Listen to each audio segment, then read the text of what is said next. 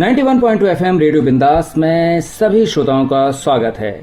परिचर्चा के इस अंक में आज हमारे साथ बेहद खास मेहमान श्री मनोहर लाल चौरसिया जी, जो कि दर्शन शास्त्र में शोधार्थी हैं डॉक्टर हरि सिंह गौर विश्वविद्यालय सागर से, साथ ही रिटायर्ड सहायक आपूर्ति अधिकारी भी हैं। इनके साथ बातचीत कर रहे हैं श्री दिनेश कुमार जी, जो कि डॉक्टर हरि सिंह गौर विश्वविद्यालय में सीनियर रिसर्च स्कॉलर हैं। साथ ही वो philosophy of mind and consciousness पर रिसर्च कर रहे हैं। मनोहर जी और दिनेश जी, आप दोनों का हमारे स्टूडियो में स्वागत है। धन्यवाद अमजद जी। आधुनिक जीवन मूल्य और भारत, बुद्ध व युद्ध का संदर्भ, इस विषय पर हम चाहते हैं कि आप लोग विस्तार से चर्चा करें। धन्यवाद अमजद जी।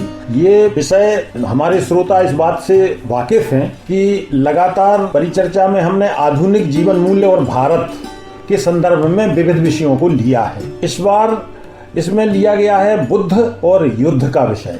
वास्तविकता ये है कि युद्ध हमारे आंगन में है, वो लगातार है, जबकि लगभग 20-30 साल पहले जब ये दुनिया दो ध्रुवीय थी, एक तरफ सोवियत रूस होता था और एक तरफ अमेरिका होता था, उनके अलग अलग गुट थे, अलग अलग।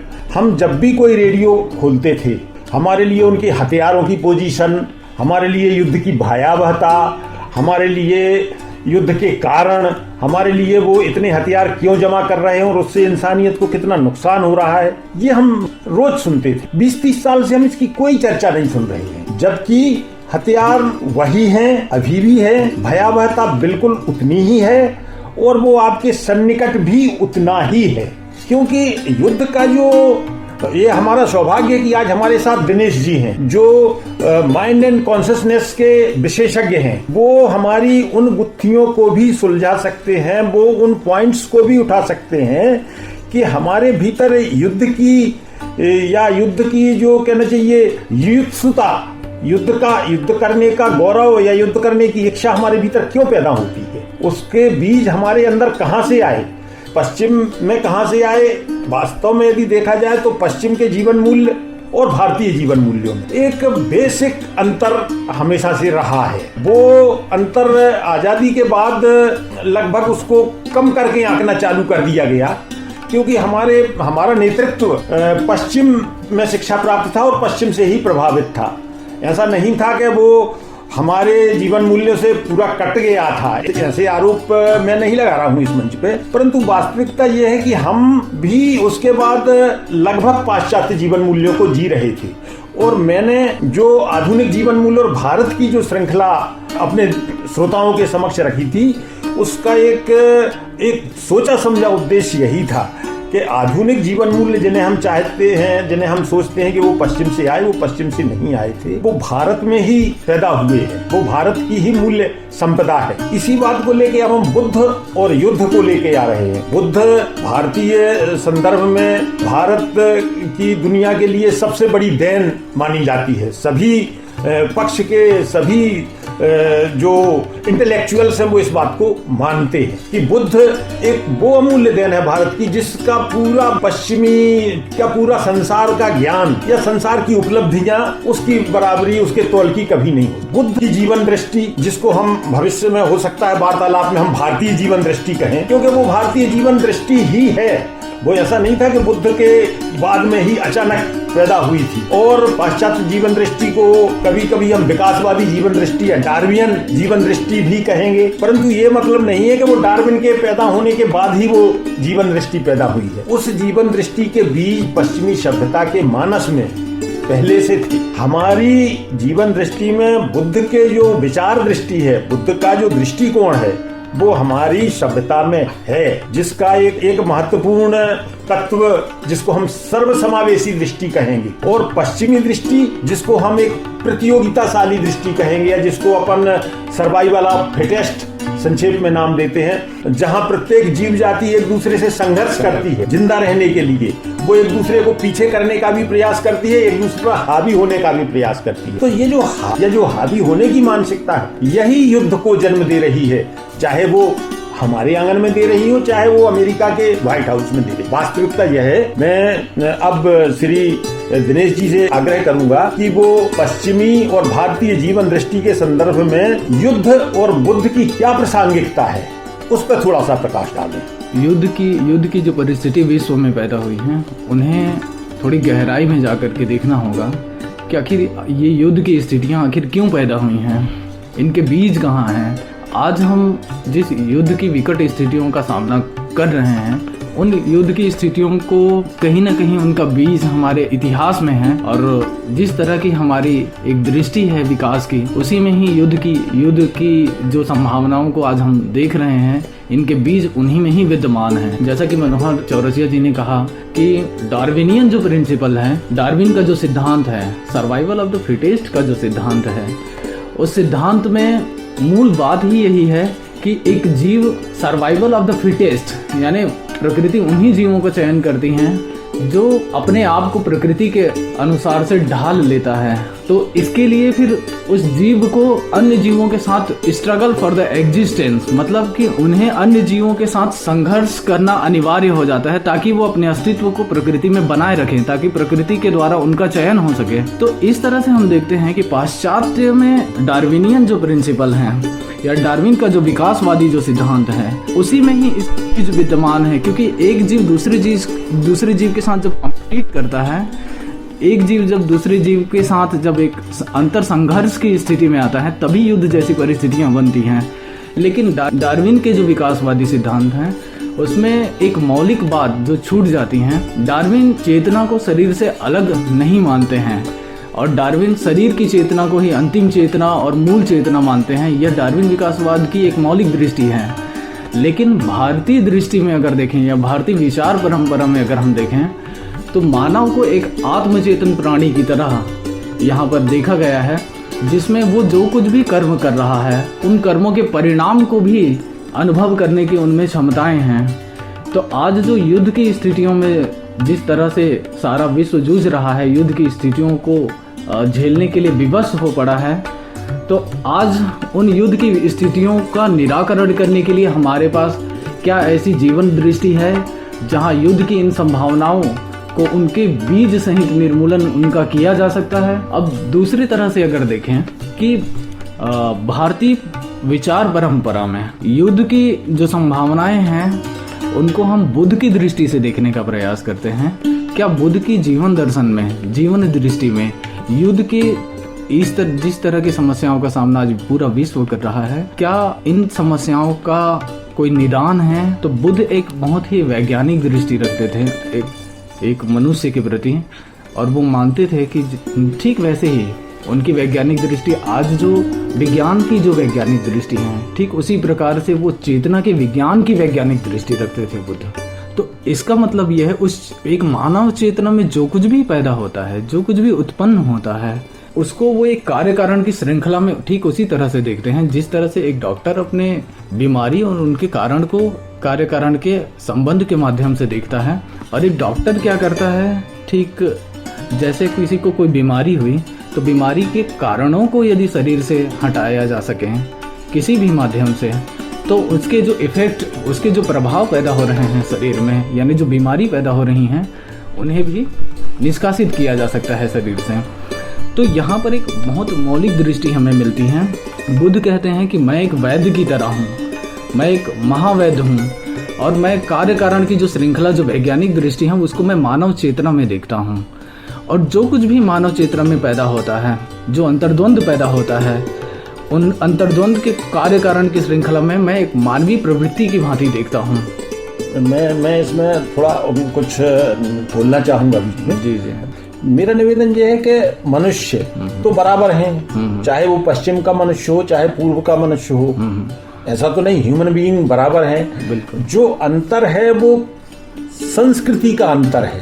बिल्कुल। संस्कृति मनुष्य द्वारा उत्पन्न की गई, और जो पश्चिम में अंतर है और हम में अंतर है, वो मनुष्य और मनुष्य का अंतर नहीं है, वो संस्कृति का अंतर है। जो पश्चिमी संस्कृति है, जो हमारी संस्कृति है, उसको हम बुद्ध की संस्कृति कह लें, या उसको हम आप डार्विन की संस्कृति। ये मैं यहाँ ये बात जोड़ना चाह रहा था। बेसिक फर्क मनुष्यों में नहीं है। मैं ये बात यहाँ स्पष्ट करने देना चाहता हूँ अपने श्रोताओं की दृष्टि से कि जो मुख्य अंतर है वो पश्चिम के मनुष्य में और भारत के मनुष्य में नहीं है, या पूर्व के मनुष्य में नहीं, पूर्व की संस्कृति में और पश्चिम की संस्कृति में है। ये इस बात को मैं संस्कृति एक मनुष्यों के समूह का ही एक सृजनात्मक अंश है।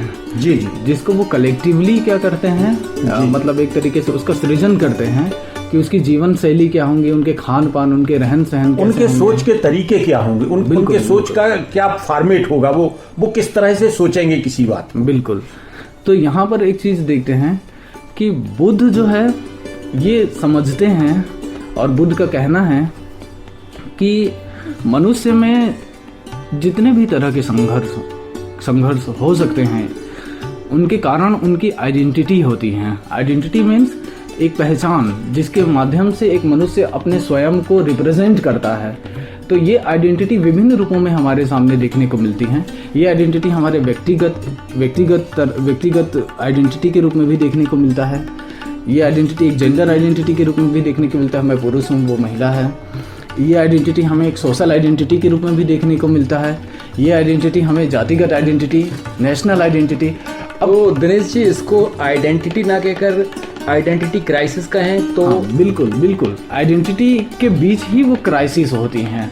अब क्या होता है, ये दिनेश जी का मतलब यही है, ये क्राइसिस का जन्म क्यों होता है? जो संघर्ष होता है वो पहचानों के एक दूसरे पे डोमिनेंट होने का। बिल्कुल, आइडेंटिटी का नेचर ही डोमिनेंट होता है, डोमिनेंसी उसका नेचर होता है, यानी वो अपने प्रभाव को, अपने वर्चस्व को स्थापित करने की होती हैं आइडेंटिटी की। जैसे समझ लीजिए कि हमें विभिन्न प्रकार के जो संघर्ष, जिसके कारण यौद्धिक स्थिति बन सकती हैं, दो धर्मों के बीच भी बन सकती हैं, दो जातियों के बीच भी बन सकती हैं, दो देशों के बीच भी बनती है। ये आइडेंटिटी क्राइसिस के डिफरेंट लेवल्स हैं, जहाँ पे हमें आइडेंटिटी क्राइसिस देखने को मिलता है। ये आइडेंटिटी क्राइसिस में क्या होता है, जैसे कोई कैपिटलिस्ट विचारधारा है तो वो सोशलिस्ट पर खुद को डोमिनेट करना चाहेंगे, कम्युनिस्ट विचारधारा है वो कैपिटलिस्ट पर खुद को डोमिनेट करना चाहेंगे। यानी अपनी आइडेंटिटी को वो सबसे बेहतर बताता है और दूसरे पर उस अपनी आइडेंटिटी को थोपते हैं, एक्सपोजिशन करने का प्रयास करते हैं। यदि अपन इसको वर्तमान परिप्रेक्ष्य में, या वर्तमान कहें 10, 20, 25 साल पुराने परिप्रेक्ष्य में देखें, जब हमारे संसार दो ध्रुवीय व्यवस्थाएं थी हमारे यहाँ। एक ध्रुव, शक्ति का ध्रुव अमेरिका होता था जो लोकतंत्र का झंडाबरदार था। एक शक्ति का ध्रुव समाजवादियों का या कम्युनिस्टों का था जिसका मुखिया सोवियत संघ होता। अब एक तरफ अपन देखेंगे कि लोकतंत्र का झंडा अमेरिका के पास है, परंतु सबसे अधिक शक्ति और सबसे अधिक आक्रामकता भी उसने अपने पास सुरक्षित करके रखी हुई है। जबकि लोकतंत्र का मूल, लोकतंत्र की जड़ यह है, ये नहीं है कि एक 5 साल में चुनाव करना है, वोट देना है।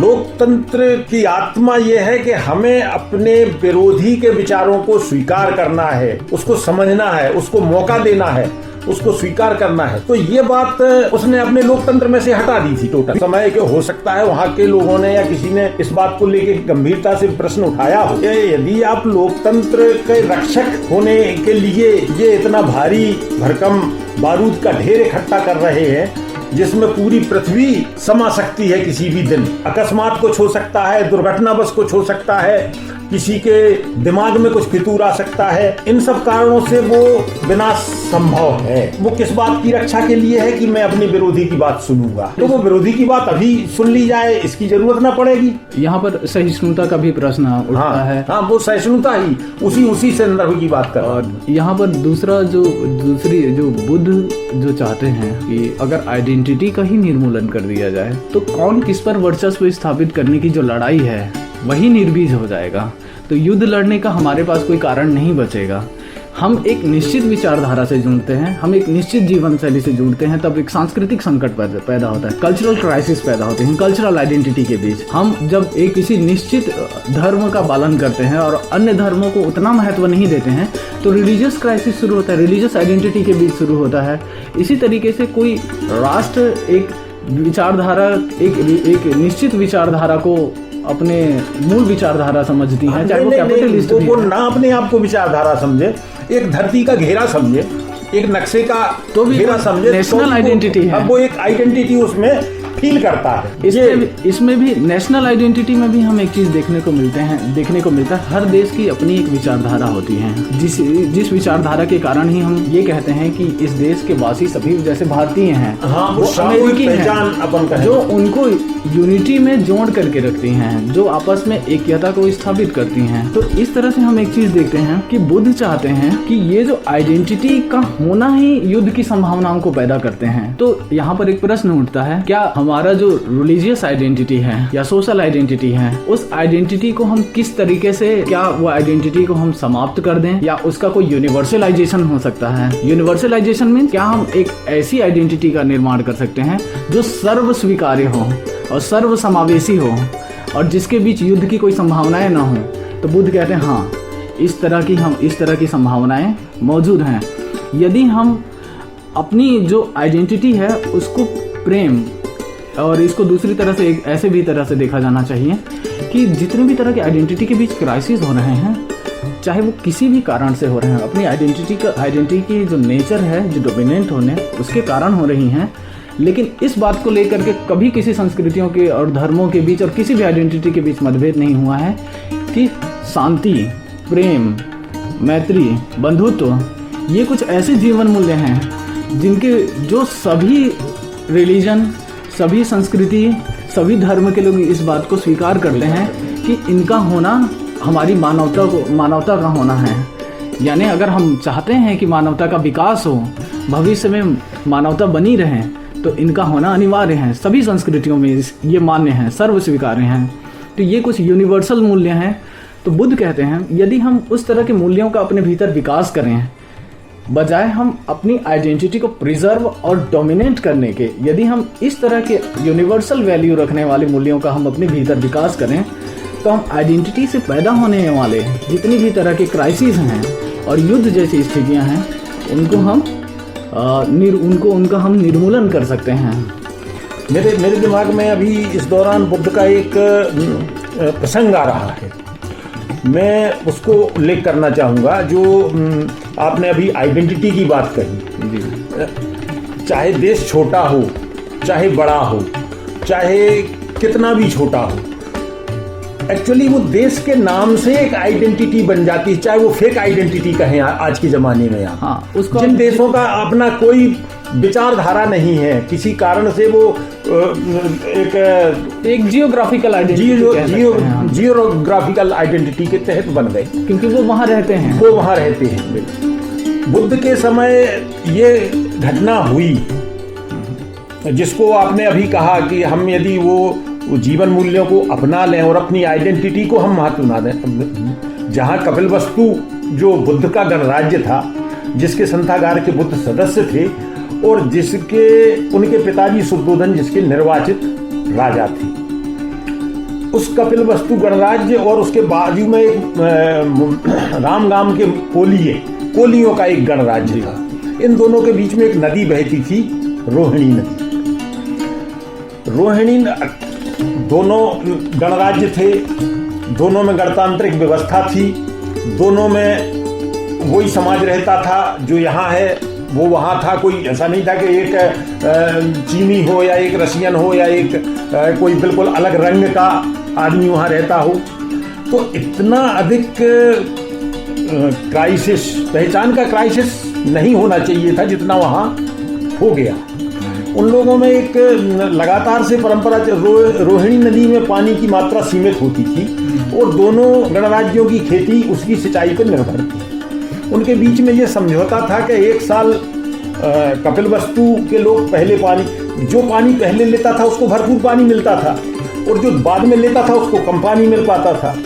तो उन लोगों ने आपस में ये तय कर लिया था, ये समझौता था दोनों गणराज्यों के बीच में कि एक साल कोलीय लोग पहले पानी लेंगे, दूसरी साल कपिलवस्तु के लोग पानी लेंगे। एक साल जब बुद्ध 29 वर्ष के थे, उनको 8 साल संथागार में अपना काम करते हो गई थी। संथागार मतलब जैसे अपने यहाँ की विधानसभा होती थी, इस टाइप की संस्था का कि वो वहाँ थे सदस्य। कोलियों और शाक्यों, हमारे कपिलवस्तु के नागरिकों और कोलियों के बीच में युद्ध की स्थिति बन गई उसी पानी के विवाद को लेकर। तो उस समय युद्ध की स्थिति बनी, जो सेनापति थे शाक्यगण के, मतलब कपिलवस्तु का जो सेनापति था, उसको एक अच्छा मौका था कि वो अपनी राजनीति को चमकाए, अपनी पोजीशन को मजबूत करे। तो उसने बड़े प्रचार प्रसार के साथ इस बात का ढिंढोरा पीटा कि हम पानी पहले लेने का हमारा ही वर्ष था, हमारा ही हक था, और हमारे आदमी को कोलियों के सैनिकों ने घायल कर दिया, मारपीट कर दी, वो पानी ले रहे थे। अतः कोलियों के विरुद्ध हमको युद्ध छेड़ना चाहिए, युद्ध का हमको ऐलान कर देना चाहिए। और इस प्रस्ताव को लेके वो संथागार में, पहले क्या था, गणराज्य के सभी फैसले संथागार में होते थे, तो उसने प्रस्ताव रखा युद्ध की घोषणा का। बुद्ध ने उस घोषणा का विरोध किया, बुद्ध उस प्रस्ताव के विरोध में हुए, और बुद्ध ने अपना संशोधन रखा कि भाई चाहे जिसकी गलती हो, एक 5 आदमियों की कमेटी बनाई जानी चाहिए, उसमें 2 कोलीय साइड के रहें और 2 शाक्यों के रहें, और फिर ये चारों लोग मिलके एक 5वां आदमी चुने, कोई भी जो उसका चेयरमैन होगा। वो कमेटी देख लेगी कि गलती किसकी थी, जिसकी गलती हो, जिस इंसान की गलती हो, उसको उस देश के कानून के मुताबिक सजा दे दी जाए। यदि मारपीट की गई है कृषि श्रमिकों के साथ में, शाक्य कृषि श्रमिकों के साथ मारपीट की गई है, और शाक्य कृषि श्रमिकों का कोई दोष नहीं था, तो जिन सैनिकों ने किया है उन सैनिकों को दंड दे दिया जाए कोलीय कानून के तहत। या शाक्यों का है कि इन्होंने कोई लड़ाई झगड़े की पहल की थी, तो हमारे कानून के तहत इनको सजा दे दी जाए। देशों के बीच युद्ध का तो इसमें कोई कारण नहीं बनता, जबकि पूरा माने आक्रोश शाक्यों के बीच में, कपिलवस्तु पूरा आक्रोशित था इस बात को कि कोलियों ने, हम पानी ले रहे थे, हमारी बारी थी पानी लेने की, और हमारे आदमी को मार दिया। जब ये मत विभाजन के लिए ये बात रखी गई, तो इसके पक्ष में केवल बुद्ध रहे, और पूरे संथागार ने उसके विरोध में मत दिया कि नहीं, हम समझौता, हम कोई जांच कमेटी नहीं चाहेंगे। माने बुद्ध उस मत पे अकेले हो गए। फिर इसके बाद जब युद्ध की घोषणा का प्रस्ताव पे मत विभाजन हुआ, संशोधन तो पहले निरस्त कर दिया गया, फिर मत विभाजन उस पे हुआ, तो बुद्ध ने अकेले ने युद्ध के विरोध में मत दिया, बाकी पूरी सभा ने सर्वसम्मति से युद्ध की घोषणा का वो पास कर दिए प्रस्ताव। बुद्ध अकेले थे उसमें। बाद में युद्ध के लिए अनिवार्य सैनिक भर्ती चालू हुई, तो बुद्ध ने पब्लिकली उसका विरोध चालू किया कि भाई पहले इसकी जांच कर लेते किसका दोष है, ये क्या जरूरत थी इन सब चीजों की। तो वो बुद्ध का देशद्रोह माना गया, जैसी आज हमारी स्थिति है। उस बात को देशद्रोह माना गया जो वो समझदारी की बात कर रहे थे। और सेनापति फिर से एक प्रस्ताव लेके आया, वो सर्वसम्मति से वो प्रस्ताव पास हो गया। केवल बुद्ध अपने पक्ष में अकेले रहे कि युद्ध नहीं होना चाहिए, अनिवार्य सैनिक भर्ती नहीं होना चाहिए, ये दोनों के हित में नहीं है, ये किसी के भी हित में नहीं है। बुद्ध का मत ये था कि एक युद्ध और बड़े युद्ध को जन्म देता है, एक हत्या कई हत्याओं की श्रृंखला को जन्म देती है, अतः इनको यहाँ रोक दिया जाए। परंतु बुद्ध उसमें अकेले थे। अब जब देशद्रोह का इनके खिलाफ अभियोग लाया गया, तो बुद्ध ने अपना बचाव किया, परंतु बुद्ध अकेले थे। पूरे संथागार ने इनके खिलाफ मत दिया वहां, और उसमें ये आया कि इनके परिवार को देश से निष्कासित कर दिया जाए, इनके परिवार की खेती की जो जमीन है वो स्टेट, वो गणराज्य जब्त कर ले। ये प्रस्ताव पास हो गया। फिर बुद्ध क्योंकि अकेले थे पूरे देश के खिलाफ, तो उन्होंने फिर पहल की कि इसमें पूरे परिवार का तो कोई दोष नहीं है, मेरे बच्चों का, बीवी का, मेरे पिता, बूढ़े बुजुर्ग महाराज का कोई दोष नहीं है। आप परिवार की संपत्ति को जब्त ना करें, मैं निर्वासन में चला जाता हूं। तो सेनापति को ये भी मंजूर नहीं हुआ। उनको लगा कि ये व्यक्ति यदि निर्वासन में जाएगा तो ये जाके जो कौशल नरेश प्रसेनजित है उससे जाके मिलेगा, हमारी शिकायत करेगा और उससे हमारे ऊपर आक्रमण करवाएगा। उन्होंने बीच का मार्ग निकाला बुद्ध ने कि मैं प्रविज्ञा ले लेता हूं। प्रविज्ञा का मतलब मैं संन्यास ले लेता हूं। जब आदमी संन्यास ले लेगा तो वो सक्रिय राजनीति से हमेशा के लिए बेदखल हो जाएगा। इस बात पे वो वहां का सेनापति और वहां का समाज तैयार हुआ। बुद्ध की प्रविज्ञा का जो वास्तविक कारण है वो ये भीमराव अंबेडकर ने अपने रिसर्च में ये पाया। लेकिन ये कंट्रोवर्शियल है क्योंकि बुद्ध का जो संन्यास है महाविनिष्करण की जो घटना है, वो वो चार घटना, वो चार। और हाँ 3 घटनाएं थी और नहीं, जो वो 19 वर्ष की आयु में हुई थी। 19 वर्ष की आयु में। हमने 29 पढ़ा था क्योंकि वो 29 ही था। उसमें ये था, परंतु वो किस दृष्टि से, देखिए जो बुद्ध की वैज्ञानिक दृष्टि होती है उसी दृष्टि से वो अस्वीकार्य ठहरती है कि एक व्यक्ति 29 साल की उम्र तक किसी की शव यात्रा ना देखेगा, किसी बीमार को ना देखेगा, किसी वृद्ध को ना देखेगा, ये किसी तरह से स्वीकार्य जो है तर्क नहीं है, ये तर्क बुद्धि को स्वीकार्य बात नहीं है। सही बात है। निश्चित ही उनके परिवार में ही डेथ हुई होगी, परिवार में ही लोग बीमार हुए होंगे, तमाम सन्यासी अरहत वहां आते रहते थे, राज्य परिवारों में उनके स्वागत होते रहते थे, उनको भी इन्होंने देखा होगा। तो ये अट्ठ कथा नाम से, अर्थ कथा जिसको अपन यदि भाषा में कहें हिंदी में, या तो अट्ठ कथा नाम से एक साहित्य की सीरीज है बुद्ध के साहित्य, बड़ा भारी साहित्य अट्ठ कथा के नाम से, जो कि 11वीं शताब्दी के लगभग रचा हुआ माना जाता है। उसकी ये व्याख्या है। जबकि अंबेडकर जी ने जो रिसर्च किया है वो त्रिपिटक और अन्य कोई अन्य ग्रंथों से जो कि अपने राहुल सांकृत्यायन द्वारा प्राप्त किए गए उनके आधार पर है। और इस बात को मेरा तो निवेदन केवल ये है कि एक सामान्य बुद्धि इसको स्वीकार करती है कि जब कहीं किसी राज्य में कोई एक व्यक्ति अकेला रहेगा बहुमत के सर्वसम्मति के सामने, तो उसको ऐसे ही ठिकाने लगा जाने की कोशिश की जाएगी, जो की गई। बुद्ध युद्ध के इतने खिलाफ थे कि केवल अकेले बुद्ध ने अपना परिवार छोड़ने का निर्णय किया।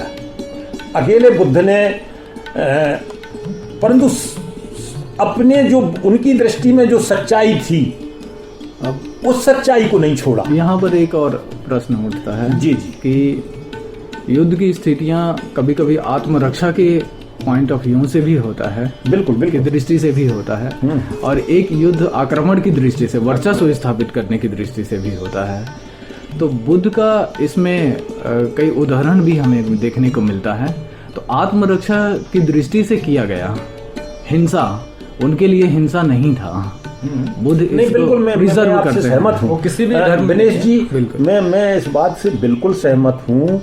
जो युद्ध, जो कपिल वस्तु या शाक्य गण के सेनापति जो युद्ध की तैयारी कर रहे थे, जिसका बुद्ध विरोध कर रहे थे, वो आक्रमण था। वो उसके ऊपर डोमिनेंट होने का प्रयास था कोलीय गण के ऊपर। वो कोलीय गण को दबा के रखना चाहते थे ताकि हम लोग पानी लेते रहेंगे और ये हमारे से कभी अपनी बात नहीं चलाएगा। अभी भी उसमें सच्चाई ये थी कि भले पानी लेने का इन्हीं का बारी थी, परंतु झगड़े के लिए पहल शाक्यों द्वारा ही की गई थी। इसीलिए वो जांच कमेटी से बचना चाहता था। सेनापति जांच कमेटी से इसलिए बचना चाहता था कि वो तो हमारे ही लोग दोषी पाए जाएंगे उसमें। बिल्कुल।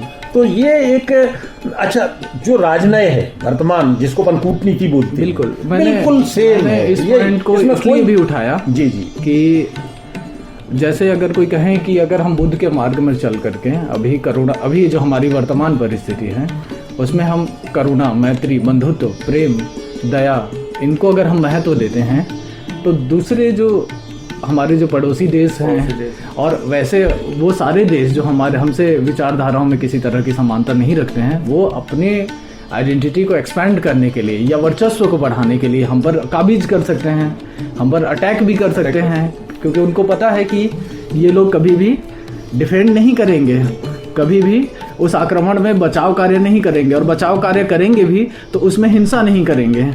तो ये इस बात को समझना अनिवार्य है बौद्ध की दृष्टि से भी कि यदि हम अपने जीवन मूल्यों की रक्षा के लिए युद्ध की स्थितियां भी पैदा होती हैं या आत्मरक्षा के लिए भी युद्ध की स्थितियां पैदा होती हैं, तो उसमें हम एक डिफेंसिव एक्शन ले सकते हैं, लेना ही चाहिए। बिल्कुल। बुद्ध ने जो बहुत बड़ा साम्राज्य था, मगध का साम्राज्य, भारत का पहला बड़ा साम्राज्य माना जाता है, वो बज्जी गण को जीतना और लूटना चाहता था।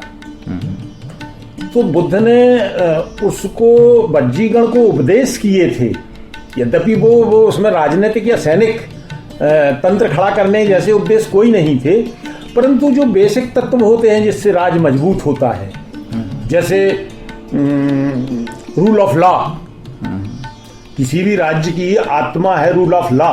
यदि आपको, तो बुद्ध उसमें कहते हैं कि आपको प्रज्ञप्त को अप्रज्ञप्त नहीं करना है और अप्रज्ञप्त को प्रज्ञप्त नहीं करना है। मतलब जो कानून नहीं है उसको आपको कानून की तरह नहीं मानना है, और जो कानून है उसको आपको, उससे किसी को कोई अपवाद नहीं देना है। ऐसा नहीं है कि कानून है और लोग उसका उल्लंघन करते चले आ रहे हैं और कुछ भी नहीं होता। जी जी। तो रूल ऑफ लॉ की जो जिसको अपन कहते हैं, आजकल शायद कोई भी कहेगा कि अमेरिका के या यूरोप के किसी राजनीति शास्त्री का नाम लेंगे कि रूल ऑफ लॉ तो उनकी देन है।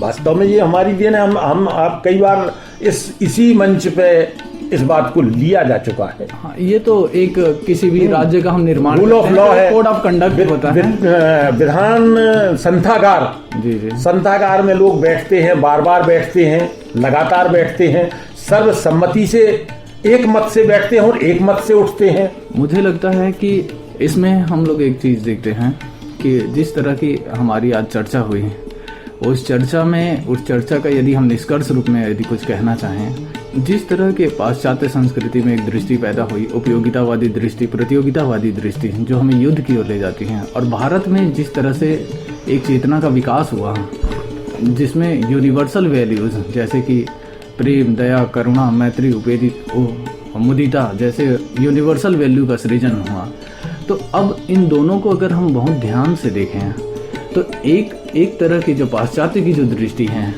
वो हमें अपने वर्चस्व को स्थापित करने की ओर ले जाता है, और भारतीय चिंतन परंपरा की जो मूल दृष्टि है, जो बुद्ध की दृष्टि है, वो हमें एक विश्व के साथ एक होना सिखाता है, विश्व के साथ प्रेम करना सिखाता है, विश्व के साथ दया करुणा से जीना सिखाता है।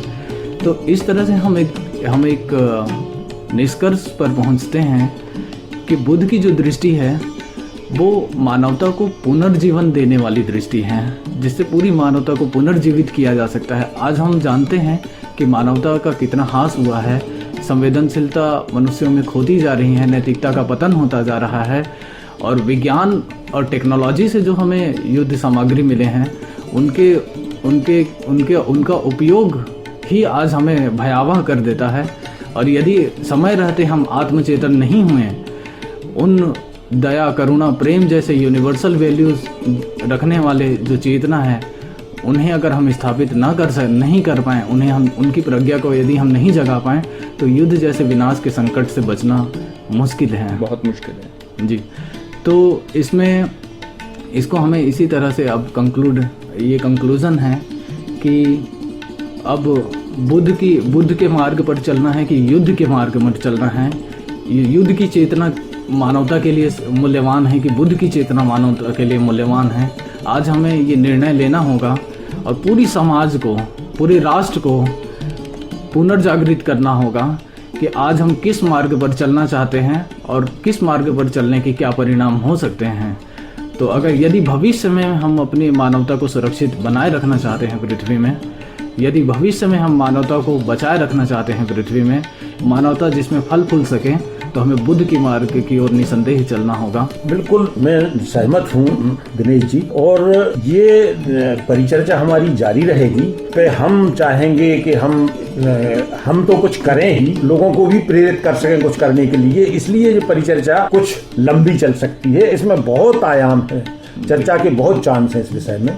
आधुनिक जीवन मूल्य और भारत, बुद्ध व युद्ध का संदर्भ, इस विषय पर आप गंभीर चर्चा सुन रहे थे। आज की इस परिचर्चा में हमारे साथ हैं श्री मनोहर लाल चौरसिया जी और दिनेश जी।